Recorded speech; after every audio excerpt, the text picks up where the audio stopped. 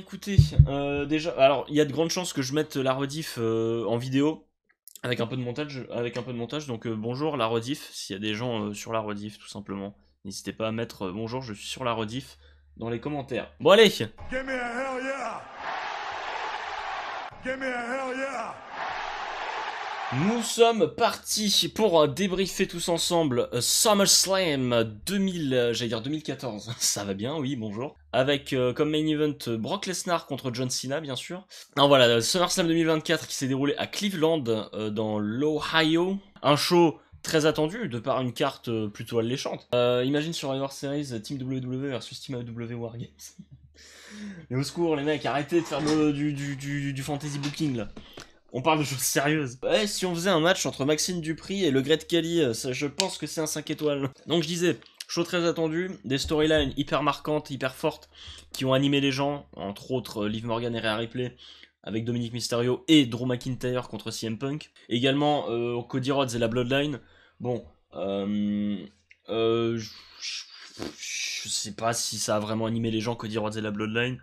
Parce que ça fait un peu 4 ans qu'ils sont en train de feuder. Mais bon, c'est pas le souci. Je crois qu'il y avait pas loin de 60 000 personnes dans l'attendance. J'avais dit 57 000, je crois, un truc. J'ai skippé ce moment. J'avoue, le passage avec le Miz, R-Truth, tout ça, où ils ont certainement annoncé la tendance, enfin l'affluence de la salle plutôt.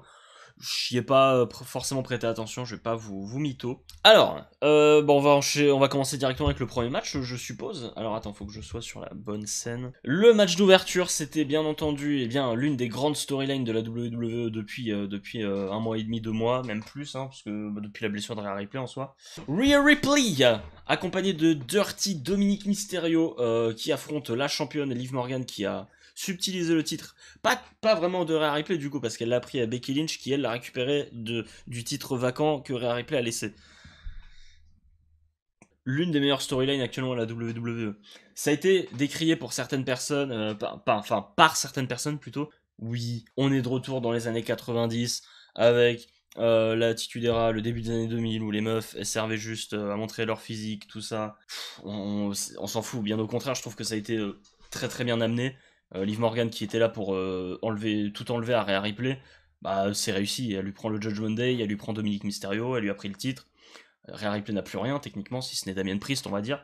Je trouve que tout a été très bien amené. Par contre le match, alors qu'est-ce que j'avais noté? Bah du coup oui, entrée de Rhea Ripley depuis les coulisses. Alors oui, je suis désolé, il n'y a pas de screenshot, j'ai eu la flemme. Voilà, je vais être cash, j'ai eu la flemme, j'ai pas eu le temps non plus. Et voilà, ce que j'ai noté, c'est quand même que Dominic Mysterio et Rhea Ripley semblent très très proches. Au début, ils semblaient bien proches, comme si rien ne s'était passé. Ça cachait forcément quelque chose. Mais c'est vrai que moi, je pensais pas que ça irait dans ce sens-là. Alors, le début de match, Liv Morgan, elle va fuir Rhea Ripley pour la provoquer, et juste parce qu'elle a peur, je suppose, je pense que c'est un peu des deux. Elle fuit beaucoup pour le début du match. Qu'est-ce que je veux dire? Ah oui, attends, votre note de ce match sur 5. Moi, si je devais donner une note à Rhea Ripley Liv Morgan, ce serait un bon 4,25. 4,25, 4,5. Parce que j'ai trouvé le match vraiment trop cool, hyper bien rythmé. Et puis voilà, c'est vrai que sur le papier, tu te dis, ça va pas être forcément ouf, parce que Rhea Ripley, elle a un physique largement avantageux, elle va dominer tout le match. Mais ils ont trouvé le bon moyen de permettre à Liv Morgan d'exister. 5 sur 5 pour Jenny. 3 seulement pour Quentin? Comment ça, 3? Je trouvais que c'était un des meilleurs matchs du show. Moi, je le mettrais facile top 3 du show. Voilà, si je devais donner mon top maintenant. Top 1, Gunther Damien Priest. Top 2, peut-être le main event du coup, en top 2. Solo Sikoa Cody Rhodes. Et puis 3, Liv Morgan Rhea Ripley. Je pense que ce serait ça mon top 3 des matchs de la soirée. Après, globalement, tout le show a été bon, mais ça, on va y venir en temps et en heure. Ouais, moi, je mettrais un bon 4,5 quand même pour l'opener.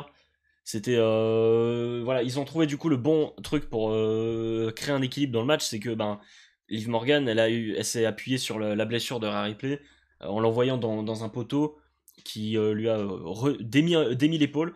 Alors le selling de Rhea Ripley, c'était en fait, je sais pas, en fait, j'y croyais pas de fou non plus à la blessure, on savait que c'était scripté. J'avais du mal à y croire, mais en même temps ça a très bien marché pour rendre le match crédible et rendre Liv Morgan crédible là-dedans. Et d'ailleurs, Rhea Ripley, c'est une scène assez choquante, c'est qu'elle va se remettre l'épaule en fonçant dans la table des commentateurs. C'était plutôt perturbant, mais assez visuel. CM Punk Drew. On va y venir à CM Punk Drew, c'est vrai que c'était très cool, mais on va avoir des choses à dire sur ce match. On va avoir des choses à dire. D'ailleurs, elle va se frapper plusieurs fois l'épaule, même dans un coin, un moment, pour se la remettre en place. Et un moment où Liv Morgan, elle prend une chaise, et Rhea Ripley, elle se remet l'épaule à ce moment-là, je crois.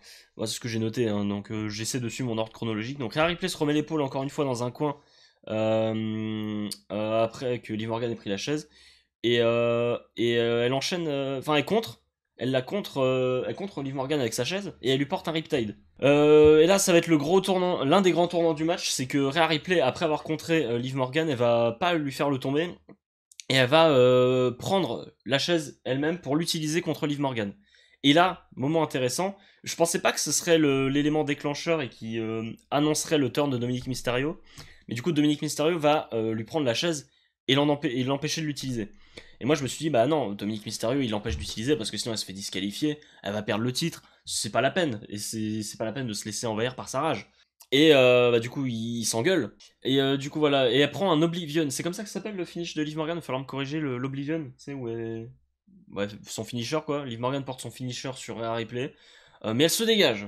Là, attention, on se dit, ah, là peut-être que Rhea Ripley va revenir, Dominic Mysterio va se rattraper. Et bah là, à ce moment-là, Dominic Mysterio va distraire l'arbitre.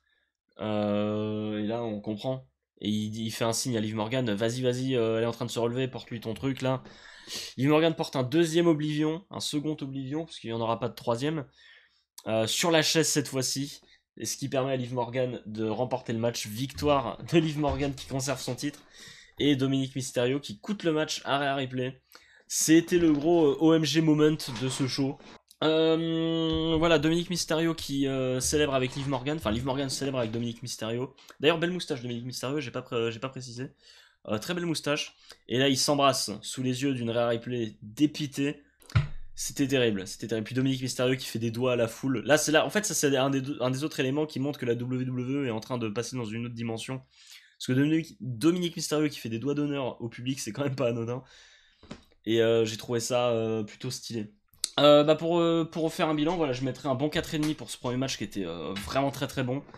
Et qui a mis de très hautes bases pour ce SummerSlam qui s'annonçait déjà très bon.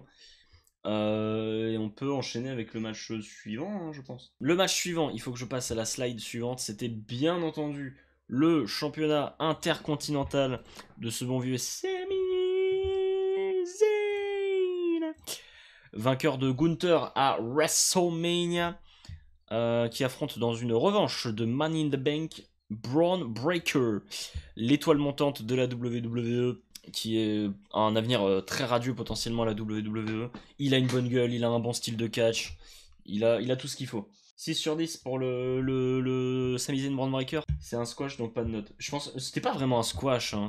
Le match a été court. Le match était pas très long, je me demande combien de temps ça a duré. Oui, mais je m'attendais à un meilleur match que ça pour être honnête. Oui, bien, je suis d'accord, je m'attendais certainement à plus aussi. Mais en fait, pour un match aussi court, j'ai trouvé que c'était quand même plutôt bon. Alors, c'est sûr qu'on en attendait plus. Et ça a été, je pense, quand j'avais noté mes déceptions du show, je pense que c'était ma déception numéro 1, c'est que le match n'ait pas été plus long. Parce que si tu donnes ne serait-ce que 5 minutes de plus, ils te font un 4 étoiles. Bah, moi, je mettrais ouais, 3 étoiles ou 2,5, tu vois. Parce que c'était pas assez long, mais au final, c'est la bonne décision, c'est la bonne personne qui gagne. J'ai noté que Braun Breaker avait vendu une blessure à l'épaule aussi, un peu comme Rhea Ripley. Ça faisait peut-être un peu doublon par rapport au match d'avant, mais bon, c'est pas non plus hyper grave. Mais le peu que j'ai noté, c'est quand même que Braun Breaker il fait des trucs de fou. Le Hurricane Rana depuis la 3ème corde. Alors, bien sûr qu'on l'a déjà vu faire ça chez NXT, mais voir ça dans le main roster pour beaucoup de gens, c'est assez nouveau et c'est particulièrement stylé pour un mec de son gabarit. Et on va pas rester très longtemps sur ce match parce que ouais, c'était globalement expéditif. La bonne personne à gagner, cela dit, et Sami Zayn va partir sur de nouveaux horizons. Pourquoi pas une revanche avec Gunther? Pourquoi pas du coup se greffer à l'histoire de la Bloodline? Il y a de grandes chances que ça arrive. En tout cas, tout le monde voit les choses venir comme ça. J'espère que ça va être ça. Du coup, Braun Breaker à la fin, il esquive un Hell of a Kick et avec une spear. Il emporte une deuxième et puis ça lui suffit pour remporter le match et devenir champion. Bonne décision. Le match était correct pour ce qu'il a proposé en tout cas. Et moi je trouve que pas grand chose à redire si ce n'est que ça aurait mérité un peu plus de temps quand même. Ça aurait mérité un peu plus de temps. Bah écoutez, si vous avez quelque chose à dire sur ce match, n'hésitez pas. Le match suivant, j'espère que je me suis pas trompé dans ma slide, mais il me semble que c'était le match pour le championnat des États-Unis, opposant notre bon vieux Logan Paul à LA Knight, yeah. Et alors la storyline, je pas trop suivi, c'est juste les mecs se détestaient. J'ai vu dans le promo clip que LA Knight avait été dans la piscine de Logan Paul. Ça avait l'air plutôt rigolo. LA Knight toujours aussi excellent, toujours aussi populaire et ça fait plaisir. Logan Paul qui a défendu que 2 fois son titre des États-Unis en bientôt 300 jours de règne. C'est vrai que ça fait un petit peu beaucoup. Après les matchs étaient bons, les matchs de défense étaient bons. Contre Kevin Owens au Rumble c'était très bon, le triple menace à WrestleMania c'était très bon aussi. Mais il y en a que 2 quoi, il y en a eu que 2. Et c'est ça qui est un peu dommage. Et là c'est seulement sa 3ème défense de titre. Et il est temps du coup de parler de ce match. Qu'est-ce que j'ai noté? Bah déjà Machine Gun Kelly qui arrive avec Logan Paul. Un peu aux F sur 20. On a un 8... Ah oui c'est vrai les notes. On a un 8 sur 10 de la part de Quentin. Moi je mettrais je pense comme l'opener, un bon 4, 4,5, hein, je pense 4,25. C'était un très très bon match. Je m'attendais à ce que le match soit bon, hein, de toute manière. Et j'ai pas été déçu du tout. Moi j'ai trouvé ça plus que digeste, c'était très fun, il y a eu des interactions plutôt rigolotes. On a noté que LA Knight, il détruit du coup la vitre du 4x4 de Logan Paul avant d'arriver. Parce qu'il arrive avec le 4x4 de Logan Paul là, de Prime. Et dès le début du match, enfin avant même le début du match, il y a une grosse bagarre à l'extérieur. Ça va se taper, ça va s'envoyer, je sais plus trop en fait, mais ça va se battre à l'extérieur, c'était sympa. Et puis LA Knight va porter son neckbreaker un peu particulier là, sur la table des commentateurs. Très stylé. Le match n'a pas encore commencé, hein. Mais on va dire que ça compte dans le match, hein, parce que bon. Alors ouais, j'ai pas noté grand chose, je me rappelle plus trop de ce qui s'est passé, j'ai juste noté l'espèce de le springboard moonsault de Logan Paul qui était exquis, c'était magnifique. C'est dommage que ce mec ne soit pas venu défendre son titre plus régulièrement. Ne serait-ce que, je sais pas moi, au moins tous les PLE. À la limite, tu viens pas au weekly, mais viens au PLE. Parce qu'on aurait pu avoir tellement d'autres matchs super avec Logan Paul. Parce que le mec est excellent. C'est chiant à dire parce que on peut ne pas aimer Logan Paul. Il y a beaucoup de gens qui l'aiment pas, je comprends. Mais en termes de catch, il est quasi irréprochable. Et c'est dommage. C'est dommage qu'on ne l'ait pas plus souvent. Et du coup, il ce springboard moonsault qui était absolument magistral. Depuis jusqu'à l'extérieur. US Open Challenge à tous les pay-per-view. Ouais, pourquoi pas, mais au moins qu'ils viennent défendre le titre, quoi. Mais bon, ça va être le cas avec LA Knight. Je pense même qu'il va venir défendre sur les shows hebdomadaires. L'Undertaker, d'ailleurs, il est passé sur le podcast de Logan Paul il y a quelques jours. Je crois même que c'était avant-hier, hier. L'Undertaker disait Logan Paul a fait en sorte que le championnat des États-Unis ait de la valeur, qui veut dire quelque chose.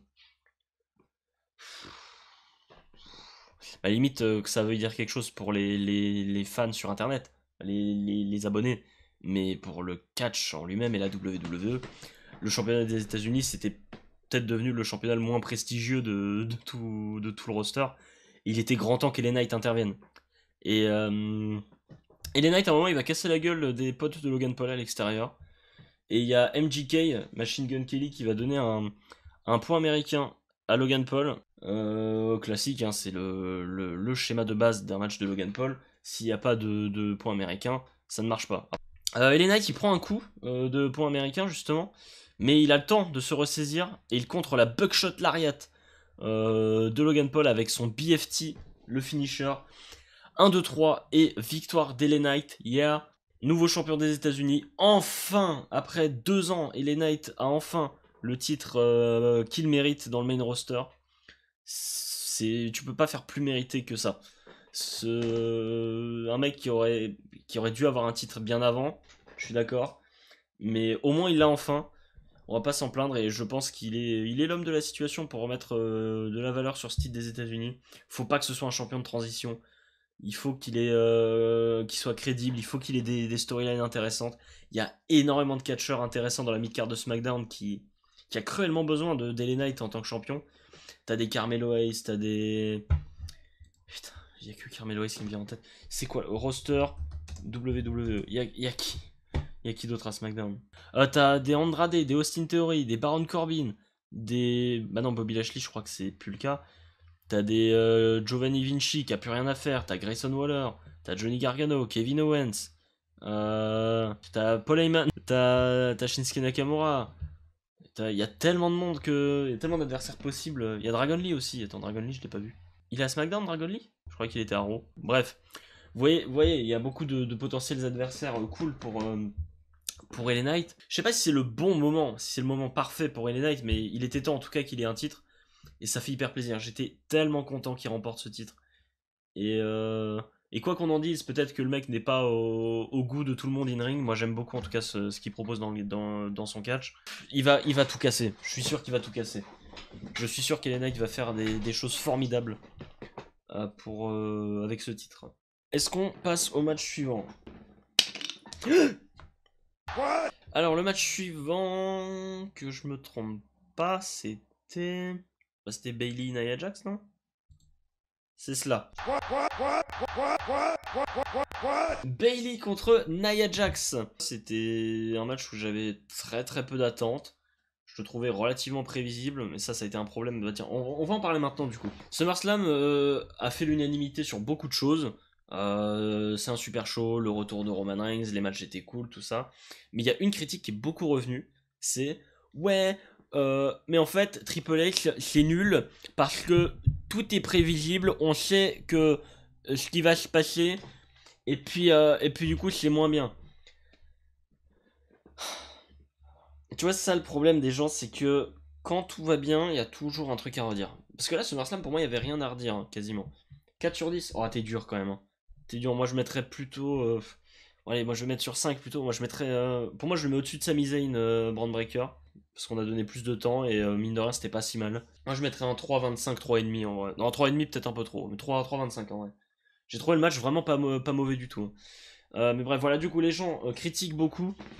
Et en fait, le truc, c'est que voilà, les gens ils veulent des prises de risque, mais si Triple H avait fait gagner Solo Sikoa dans le main event, si Logan Paul avait battu LA Knight et que Roman Reigns était parvenu, qu'on avait fait revenir Jimmy Uso à la place, ou qu'on avait fait intervenir Zilla Fatou, les gens auraient râlé parce qu'il n'y avait pas Roman Reigns, parce que Cody Rhodes aurait dû gagner, parce que LA Knight méritait un titre.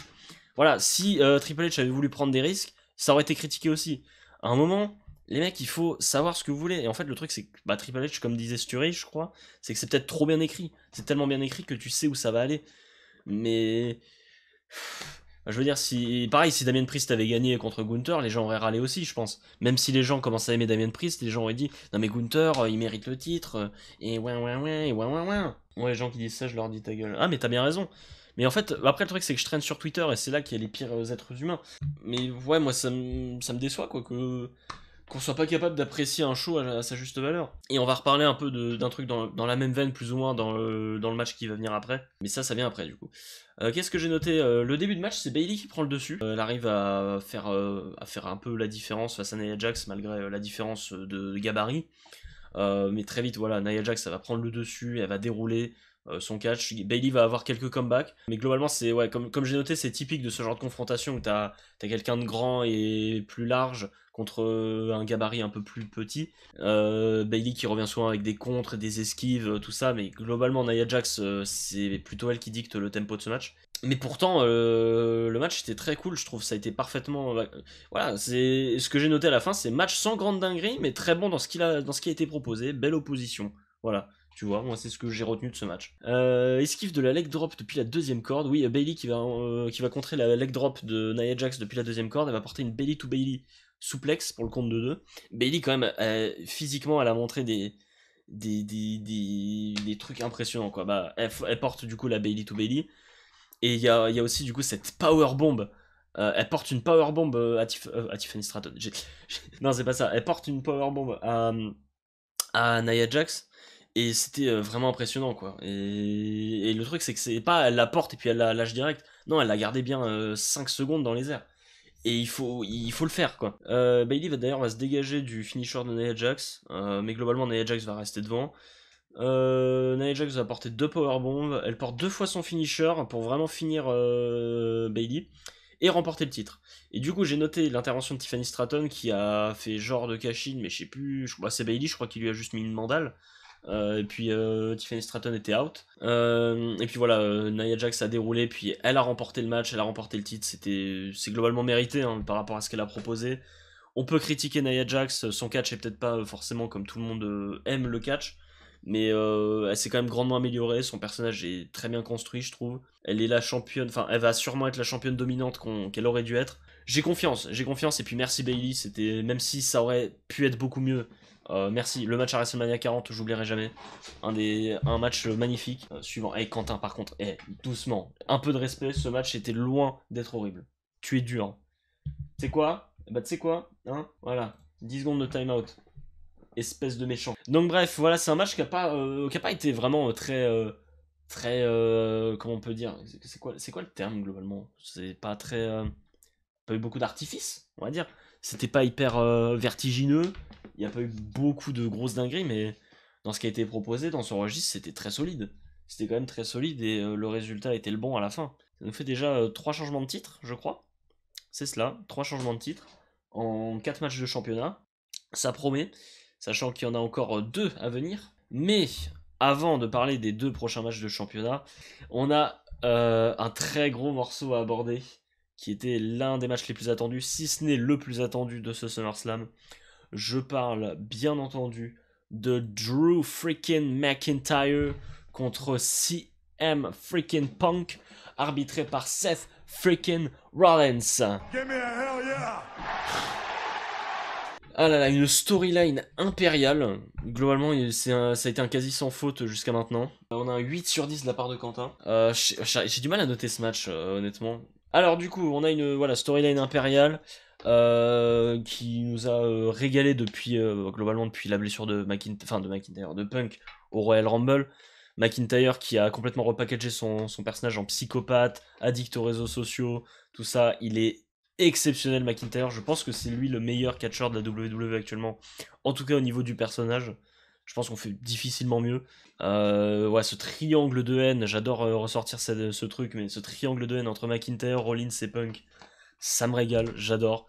C'est trop bien. Et puis là, on a enfin le match qu'on attendait tous.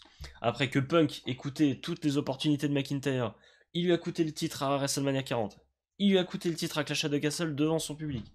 Et il lui a coûté le cash-in également à Money in the Bank. Là, ce sera à vous d'en juger. Est-ce que c'était le bon move? Est-ce que c'était le mauvais move de gâcher la mallette Money in the Bank masculine le soir même? En général, c'est fait comme ça avec la mallette féminine. Donc, est-ce que c'est pas plus mal que pour une fois, on laisse la chance à la mallette féminine de s'exprimer plutôt que la masculine? Je pense que c'était pas un mauvais move. Même si c'est vrai qu'on aurait préféré que ça dure un peu plus et qu'on ait un petit peu d'attente. Et là, Rollins qui est greffé au match parce que il a quand même son mot à dire. CM Punk a aussi écouté l'opportunité de Seth Rollins à Money in the Bank. Et là, en fait, moi, je m'attendais pas à du gros work rate et à un très très gros niveau de catch. On attendait juste une guerre et du gros storytelling. Et j'ai vu des gens être déçus du match. Les mecs, voilà, on va revenir encore sur ce que j'ai dit, l'aigreur des gens sur les réseaux sociaux, quoi. C'est que je vois pas pourquoi les gens sont déçus du match. C'est exactement ce à quoi on aurait dû s'attendre. Pour moi, c'est exactement ce à quoi on aurait dû s'attendre. Il y a des gens qui voyaient un Adam Cole contre Ricochet se dérouler sous nos yeux. Mais non, c'est pas possible. CM Punk, il a 62 ans. McIntyre, il est excellent, bien sûr. Mais c'est pas avec CM Punk qui va te sortir un match complètement exceptionnel. Là, on attendait juste une guerre, du storytelling. Et mais moi, c'est ce que j'ai eu. Et j'ai adoré ce match. C'était fantastique. Il n'en fallait pas beaucoup plus. Le respect pour Punk. Mais j'adore CM Punk. Mais c'est juste, c'est plus le CM Punk de 2011 qui était à son prime. Au micro, il est toujours excellent, bien sûr. Mais in-ring, tu pouvais pas t'attendre à un 5 étoiles. Tu le savais d'avance, on le savait. On le savait que ce serait pas un match exceptionnel dans le ring. On attendait juste une bonne ambiance et du bon storytelling. Et c'est ce qu'on a eu. Voilà, ce que j'ai noté, c'est quand même c'est que c'est toujours aussi irréaliste de voir CM Punk à la WWE en 2024. L'entrée de CM Punk, c'était un moment hors du temps. J'ai toujours du mal à m'y faire. Ça va faire bientôt, ça va faire c'est 8 mois qu'il est revenu. C'est toujours bizarre, c'est toujours trop particulier. Et on a une ambiance de fou par contre pour ce match, hein. Le public est à fond directement. Et dès le début on s'y attendait, c'est les échanges de coups, c'est à toi à moi, ça se tape dans le public, genre combat de hockey. Voilà, globalement c'est ce qu'on attendait, ça se bat à l'extérieur. Il y a Rollins qui est hilarant dans son rôle, il va même pas compter les mecs à l'extérieur, il les laisse se battre et il rigole, il sourit, il est content de les voir se battre. Ça me régale aussi. Rollins a été vraiment super, je trouve. Il était vraiment super et il a été une très bonne plus-value à ce match. Très vite ça va chauffer entre Drew McIntyre et Seth Rollins. Et Drew McIntyre va prendre une chaise Et Rollins, il laisse sous-entendre qu'il dit ouais vas-y, fais ce que tu veux, c'est pas mon problème. Et puis quand même au dernier moment, il lui enlève la chaise. Et bah du coup ça s'engueule. Et Rollins, il commence à s'énerver, il perd son sang-froid. Et je sais plus, il doit tenter d'attaquer McIntyre. J'ai très mal décrit le truc. Mais je crois que Rollins, enfin McIntyre a esquivé un truc. J'ai pas trop compris ce que j'ai écrit là, pour être honnête. Et après CM Punk, il va contrer le Claymore Kick et il va retourner la situation grâce à ça. C'est entre autres dû au fait que pendant qu'ils se sont engueulés les deux autres, Punk il a récupéré, il s'est relevé et il était prêt à contrer le Claymore Kick. Punk il va porter ses coups spéciaux, coup de genou dans le coin, la descente du coude et sa prise de soumission, la fameuse, je sais plus comment elle s'appelle. Comment elle s'appelle la prise de soumission de CM Punk déjà. Et c'est là qu'il voit le bracelet, son bracelet avec le nom de sa femme AJ Lee et le nom de son chien, son dog. Et c'est là qu'il. L'Anaconda Vice, c'est ça. Et c'est là qu'il perd son sang-froid. Et du coup, il récupère le bracelet. Enfin, il récupère le bracelet tranquillement. Mais pendant ce temps-là, ça permet à Drew McIntyre de porter un Claymore Kick, cette fois-ci qui passe, pour seulement un compte de 2. C'est très décousu, hein, je suis désolé, je lis un peu mes notes et j'essaie de rendre tout ça cohérent. Et là voilà, du coup Punk il prend un Claymore Kick et là le bracelet je crois qu'il vole ou il se retrouve au sol. Et là, Seth Rollins ramasse le bracelet et le met à son poignet. On sait pas trop ce que ça veut dire. Moi, j'ai envie de croire que c'était juste pour que le bracelet soit en sécurité, entre guillemets. Ou est-ce que Rollins était vraiment là juste pour énerver CM Punk. Mais du coup, ça fait que Punk, il prépare le GTS, il prépare le Go to Sleep, et là, il voit le bracelet au poignet de Seth Rollins. Et là, c'en est trop pour lui. Il s'énerve, il dit ouais, qu'est-ce que tu fous avec mon bracelet? C'est à moi, espèce d'abruti. Rollins, il lui dit oh, je l'ai juste ramassé, je voulais pas qu'il traîne, patati patata. Mais Punk, il veut rien entendre. Et du coup, McIntyre, il va tenter le Future Shock DDT, mais il va se faire contrer par un Go to Sleep. Et Rollins n'est pas là. Rollins n'est pas là, du coup, au moment de compter. Parce qu'en gros, voilà, ils sont en train de s'engueuler. Voilà, c'est ça. Punk et Rollins sont en train. Pardon. Punk et Rollins sont en train de s'engueuler. Et McIntyre, lui, il arrive par derrière et il les frappe. Et du coup, Rollins, il a pris un bump. Et il est pas là pour compter. Et ça énerve aussi Drew McIntyre. Ça énerve Ça énerve CM Punk parce qu'il avait match gagné. Mais non, Rollins n'est pas là. Donc là, ça s'engueule à nouveau. Rollins, il balance ses 4 vérités à CM Punk. Oui, on n'a pas besoin de toi la WWE. Casse-toi, tu mérites pas ça. Tout ça et tout ça. Et du coup, CM Punk, il s'énerve et il met un GTS à Rollins. Voilà. Il lui met un gros GTS. Mais après ça, McIntyre, du coup, quand Punk il tente de revenir au combat, McIntyre, il lui porte un low blow. Un coup dans les valseuses avec un Claymore Kick. Et là, Rollins, il galère à revenir. Il galère, il met du temps avant de commencer à compter. Mais il compte 1, 2 et 3 victoires. Donc de Drew McIntyre. Je croyais qu'on allait faire gagner CM Punk pour ce match. Je pensais que ça allait finir ainsi. Mais je trouve que tout a été parfaitement amené pour que McIntyre gagne. Et voilà, c'est ça, ce que j'ai noté, c'est que en fait CM Punk il a perdu à cause de tout ce qu'il reprochait chez McIntyre. Il a cédé à sa colère, il a vu Rollins avec le bracelet, c'en était trop pour lui, et il a été aveuglé par sa rage. Et c'est là qu'il perd. C'est là que CM Punk perd, et c'est là un petit peu toute la subtilité de la storyline. Punk disait à McIntyre, t'es trop obsédé par moi, tout passe par moi, tu penses à moi tout le temps, alors que tu pourrais profiter de ton moment avec le titre, tout ça. Mais non, t'es obligé de penser à CM Punk. Et là, c'est ça qui est intéressant, c'est que CM Punk, il pensait trop à Seth Rollins, il pensait trop à ça. Il avait ce bracelet à la main Seth Rollins, et du coup, et voilà. Tout est un paradoxe, et c'est CM Punk en fait qui perd le match à cause de tout ce qu'il reprochait chez Drew McIntyre. Et je trouve ça trop intéressant, c'était trop cool. Et le match était trop bien. Les gens étaient déçus parce qu'ils voulaient voir un 5 étoiles et demi, un Gargano Andrade, alors que c'était pas du tout ce qu'on attendait. On attendait du bon storytelling et tout. Pour moi, tout a été parfaitement exécuté. C'est un bon 4 étoiles et demi, 4 étoiles 25 pour moi, je pense, si ce n'est plus. C'était super, c'était vraiment super et c'est dans mon top de mes matchs de l'année, je pense. Enfin, dans ma présélection de matchs de l'année, parce qu'il y en a beaucoup, des matchs que j'ai notés. C'était super, qu'est-ce que vous avez pensé de ce match? N'hésitez pas à me le dire. Et sinon, est-ce qu'on passe au suivant? Peut-être. Eh bien, nous passons au suivant. Et quel suivant. Quel suivant. C'est mon match de la soirée, mon gros coup de cœur. Damien Priest, El Campeón. Le champion du monde poids lourd de la WWE qui défend contre le Ring General Gunther. Le SDF contre ce bon vieux Gunther. Quelle est votre note pour ce match sur 5? 9 sur 10? Ouais, je pense que je suis dans ces eaux-là. Moi, je mettrais un bon 4,75, voire 5. Parce que c'était super. Et d'ailleurs, Gunther est excellent, mais j'ai trouvé que Damien Priest était vraiment très très bon dans ce match. Quasi irréprochable, je trouve. Les deux ont fait un super match, ils ont une très bonne chimie. Et en fait, j'ai juste envie d'une revanche. J'ai juste envie d'un autre match entre les deux, c'était super. C'était super. Et moi, ça restera mon match de la soirée. Même si le main event était très cool, l'opener était super aussi. Punk McIntyre, c'était super. Mais Gunther Damien Priest, c'était... Il y a des grandes chances que je le mette dans mon top de mes matchs de l'année à la fin. Il y a des grandes chances. Damien Priest gagne beaucoup en popularité. Pourquoi Finn l'a trahi? Ah bah c'est pour raconter la suite des histoires. Damien Priest et Rhea Ripley contre le nouveau Judgment Day, tout ça, tout ça. D'ailleurs, est-ce que vous pensez que Rhea Ripley et Damien Priest vont avoir de nouveaux membres dans leur clan? Est-ce qu'on va avoir du monde qui va les rejoindre? Est-ce que on va pas avoir un truc en rappel à la rivalité en 2022 quand Finn Balor était avec AJ Styles? Est-ce qu'AJ Styles va pas revenir pour rejoindre finalement le Judgment Day OG avec Damien Priest et Rhea Ripley pour les aider? Je cherche loin.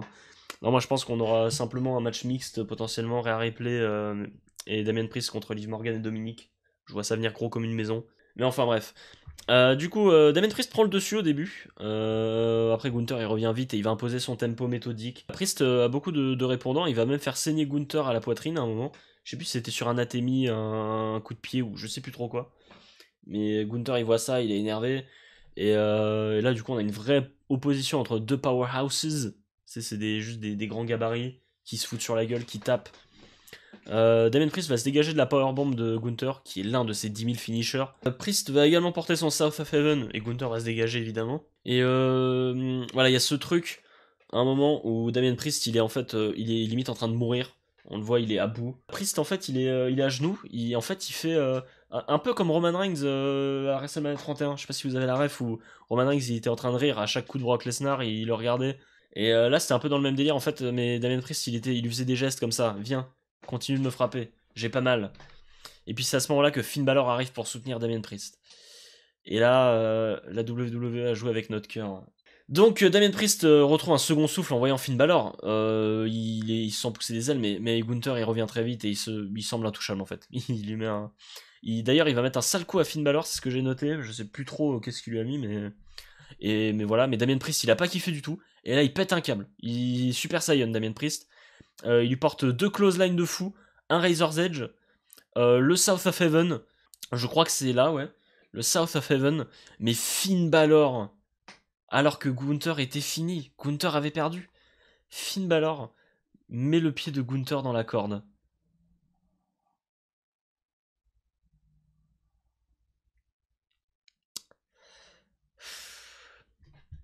Là, j'avoue, en fait, on le sentait venir, mais j'avais envie de croire que ça puisse continuer un peu, quoi. Leur amitié était trop belle. C'était trop beau. Ce match à Payback 2023, je l'oublierai jamais. On savait que ça finirait par arriver, de toute manière. Mais que ça arrive là, maintenant. Et je commençais à avoir de l'espoir que Damien Priest gagne le match, du coup. Vu comment c'était présenté, mais bah oui, il fallait que ça finisse comme ça. Finn Balor trahit officiellement Damien Priest, et Damien Priest, il regarde le replay. C'est un des rares mecs assez intelligents pour voir le replay et comprendre ce qui s'est passé. Et là, il comprend, et Finn Balor, il a vraiment le regard d'antagoniste horrible, qui vient de faire la plus grosse connerie du monde. Et là, Gunther prend Damien Priest dans une sleeper.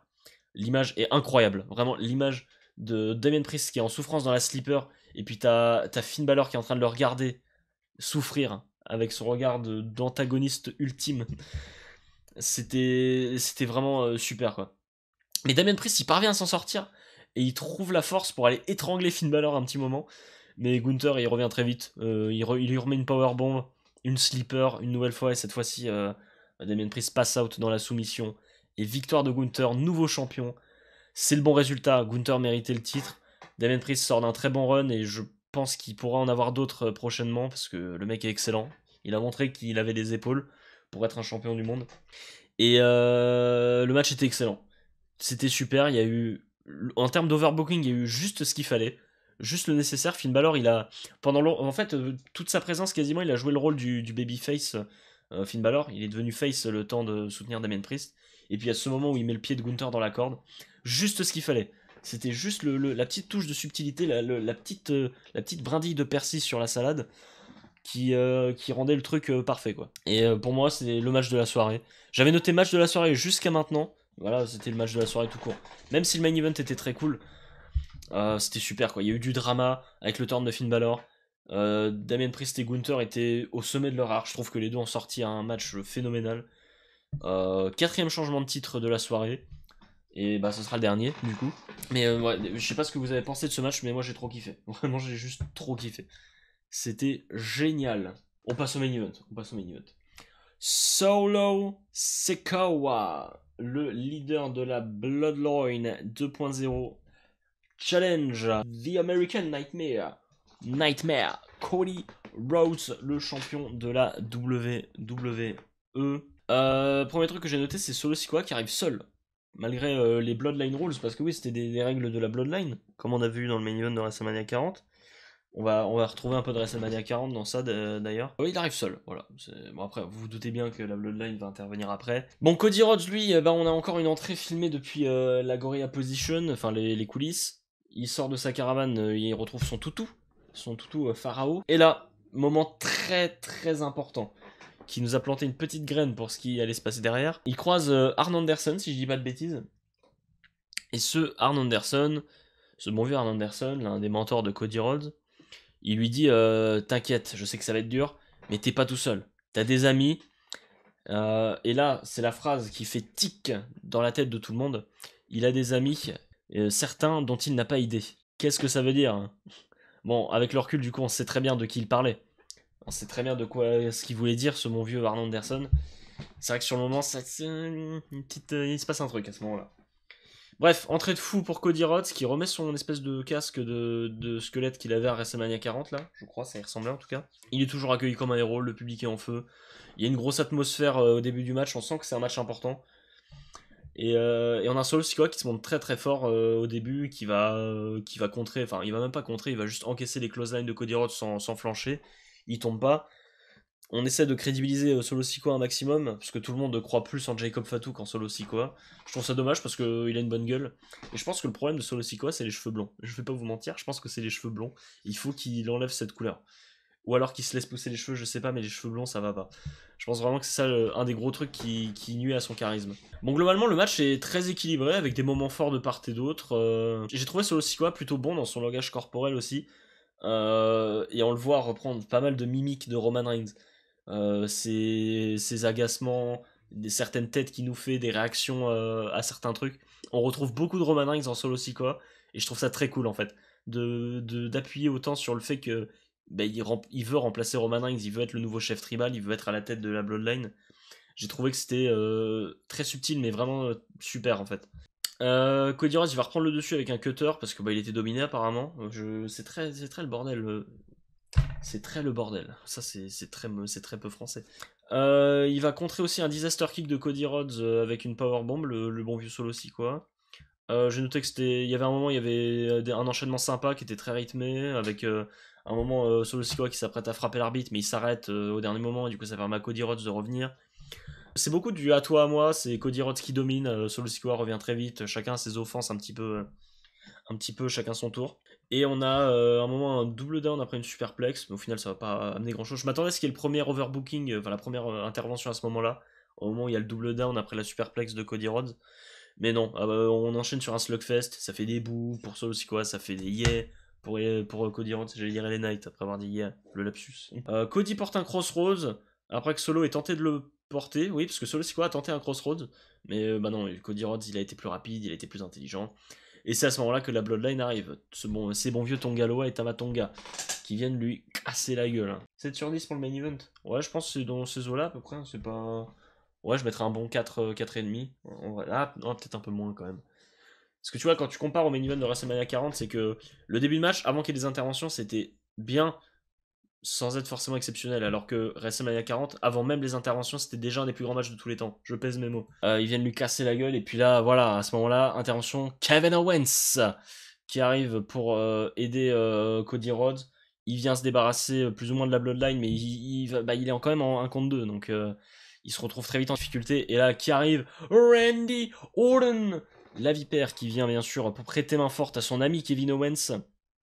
Et là, ça commence à partir en couille, c'est là que c'est le bazar. Owens et Orton éliminent tout le monde.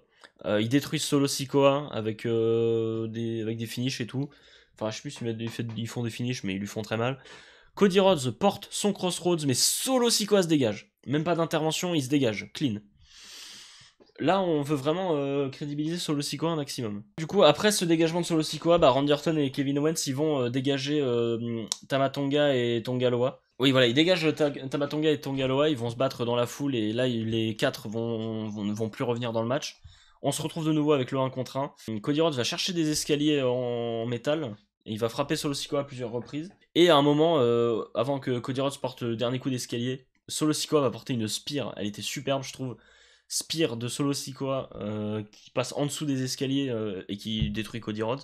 Compte de 2 bien sûr, parce que c'est pas la prise de finition de Solo Sikoa. Bref, il porte le coup de cul dans les escaliers, je sais pas comment on appelle ça en termes catchesques. Enfin non, il le porte pas, enfin il esquive. En gros, il y avait des escaliers, Cody Rhodes il était posé à côté, Solo Sikoa il tente de porter le coup de cul, mais Cody Rhodes il esquive. Et là, il porte les triple crossroads. Enfin, il part pour les triple crossroads. Les fameux triple crossroads que je déteste. Mais c'est la porte ouverte pour Jacob Fatu qui arrive pour détruire Cody Rhodes, hein, littéralement. Il porte un moonsault magnifique, mais Cody Rhodes se dégage. Et ensuite, il lui porte un splash sur la table des commentateurs. Superbe. Apparemment, il est censé vendre une blessure après ça. A priori, c'est pas une vraie blessure. Mais voilà, après ça, Solo il va porter un splash à son tour. Moi, j'appelle ça toujours le Uso splash, ce truc-là. Parce que c'est les Usos qui le portent globalement. Mais maintenant, malheureusement, c'est un compte de 2 seulement. Et après ça, Cody Rhodes il ne tient plus debout. C'est compliqué, ça s'échange des coups. On est vraiment, les mecs sont morts quoi. Et là, Cody Cutter de baiser, un peu comme il avait mis à AJ Styles à Backlash. Celui de Backlash était mieux quand même. Donc Cody Cutter de malade. On est à un moment de double down. Et c'est le moment le plus marquant de la soirée qui arrive. J'ai pas d'image, j'ai pas de screen pour ça bien sûr, mais vous savez très bien de quoi on va parler. Le retour du chef tribal avec la musique orchestrale, la version orchestrale de son thème de WrestleMania 40. Il arrive, la pop est monumentale, c'est exceptionnel. J'ai pas les mots quoi. L'aura, le charisme qui se dégage. OTC bien sûr, the Original Tribal Chief. Le t-shirt n'est pas forcément des plus beaux, mais ça c'est mon avis, c'est pas grave. C'est pas grave. J'ai trouvé que les premiers t-shirts de Roman Reigns étaient mieux. Bref. Donc oui voilà, Roman Reigns est de retour. Comme Félix d'ailleurs, et tout pareil, la pop était la même. Une pop de fou, il arrive, on se demande est-ce qu'il est là pour Solo Sikoa, est-ce qu'il est là pour Cody Rhodes. On se doutait qu'il était au moins là pour casser la gueule de Solo Sikoa. Après, être là pour être le pote de Cody Rhodes, on s'y attendait pas. Donc il arrive, il fonce dans le ring, Superman punch sa maman sur Solo Sikoa. Et ensuite il enchaîne avec la spire. Le ouah, le cri était les frissons. Le public, les 50 000 personnes du stade qui font le cri de Roman Reigns en même temps, c'était épique. Spire sa maman sur Solo Sikoa. Et là, le regard avec Cody Rhodes. Ce regard, et Roman Reigns lui fait un signe de la tête en mode vas-y mec, c'est ton moment. Crossroads de Cody Rhodes et victoire de Cody Rhodes qui conserve le titre. C'était le résultat qu'on attendait, mais je m'attendais pas à ce que ce soit Roman Reigns qui vienne faire la différence dans le match. Je m'attendais à ce qu'il arrive après quoi, et que on ait Jimmy Uso qui revienne pour coûter le match à Solo Sikoa. Je voyais plus les choses comme ça, parce que je m'attendais pas du tout à ce que Roman Reigns et Cody deviennent potes, même si au final, pourquoi pas. Et voilà, ce que j'ai noté, c'est ce regard entre Roman Reigns et Cody Rhodes, ce long regard, mais tu vois que c'est pas un regard d'animosité. Roman Reigns, il a un sourire au coin de la lèvre. On comprend que c'est pas pour un nouveau match entre les deux. En tout cas, pas pour l'instant. C'est pour devenir les meilleurs alliés du monde. C'est LA Knight qui avait dit ça dans sa promo hommage à Bray Wyatt. Parfois, vos pires ennemis peuvent se trouver être vos meilleurs aiders, ça se dit pas, mais vos meilleurs alliés. Voilà, c'est plutôt ça le terme. Parce que helper, en anglais, il n'y a pas vraiment de traduction en français. Mais en tout cas, voilà, regard incroyable entre Roman Reigns et Cody Rhodes. Victoire de Cody Rhodes tout à fait logique. Ça vient conclure un SummerSlam parfait pour moi. Et voilà, main event vraiment super. J'ai kiffé. Et ben ouais, ça vient conclure un SummerSlam qui était mais excellent de bout en bout. On peut dire ce qu'on veut, c'était prévisible. McIntyre, Gunther, enfin McIntyre, Gunther, bien sûr. McIntyre, CM Punk, je voulais voir plus. Patati patata, non, c'était vraiment super. Pour moi, il n'y a aucun match qui m'a réellement déçu, si ce n'est le match pour le championnat intercontinental qu'on aurait aimé voir durer un peu plus longtemps. Autrement, pour moi, il n'y a quasiment rien à redire sur ce show, c'était super. C'était vraiment super. La seule déception, c'est peut-être que Jimmy Uso soit pas revenu, mais ça va se faire dans les semaines à venir avec cette construction autour de la Bloodline et tout. Ça va être trop bien. La note du show, 8 sur 10. Moi, si je devais donner une note globale, en fait, j'ai vraiment kiffé. Hein. Je mettrais un bon 9, un 9 sur 10. Hein. Moi, en fait, c'est juste Sami Zayn, Braun Breaker. C'était court, mais c'était bien quand même, quoi. Sinon, l'opener, c'était super. Il y a le côté choc avec les turns de Dominique et de Finn Balor dans le pré-main event.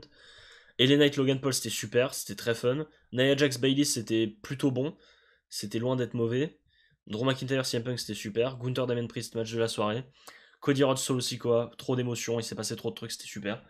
Moi, j'ai adoré. Hein. Je m'en souviendrai longtemps de ce show, parce que c'est mon show, le show qui marquera certainement mon retour dans le monde du catch après plusieurs mois sans vraiment avoir suivi. Puis bah, c'est le retour de Roman Reigns. Voilà, je suis un Kiku Roman Reigns, je suis un Dick Ryder, mais j'en ai rien à faire. J'en ai rien à faire. J'ai kiffé, c'était super. Et bah, voilà, n'hésitez pas à dire ce que vous avez pensé du show d'ailleurs dans les commentaires.